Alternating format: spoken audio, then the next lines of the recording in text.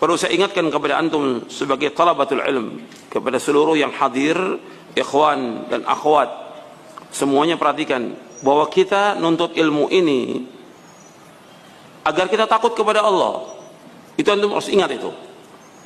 Bukan sekedar ngaji, bukan sekedar nuntut ilmu, bukan sekedar hadir dalam pengajian, tapi bagaimana ilmu yang dikaji dalam setiap kajian itu membuat kita takut kepada Allah Subhanahu wa taala.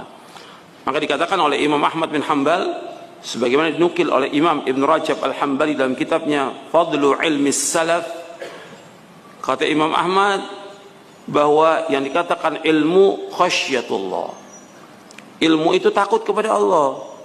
Tujuan kita menuntut ilmu ini bukan untuk kebanggaan, bukan untuk pamer, bukan untuk riya, bukan untuk mencari dunia, bukan. Tapi bagaimana kita menuntut ilmu, kita takut kepada Allah. Tumbuhkan itu, takut kepada Allah. Dan juga membersihkan hati kita. Makanya ketika kita nuntut ilmu ini, usahakan nuntut ilmu itu membersihkan hati kita. Bukan sekedar nuntut ilmu. Bagaimana penyakit-penyakit ego, penyakit sombong, penyakit serakah, penyakit bakhil, penyakit dengki, penyakit iri itu hilang dari hati kita. Harus kita berusaha untuk membersihkan hati. Kalau tidak, sampai kapan? Dan apa manfaatnya antum ngaji?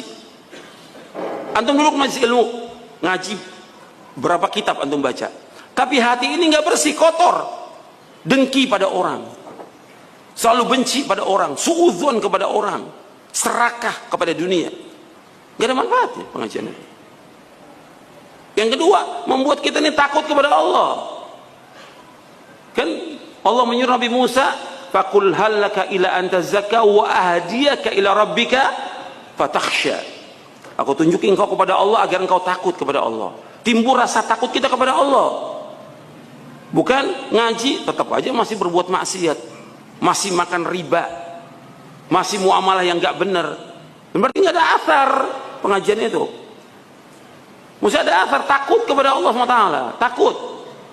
Makanya antum nuntut ilmu seperti itu, usahakan. Bagaimana nuntut ilmu ini membersihkan hati kita, dan nuntut ilmu ini membuat kita takut kepada Allah Subhanahu wa taala.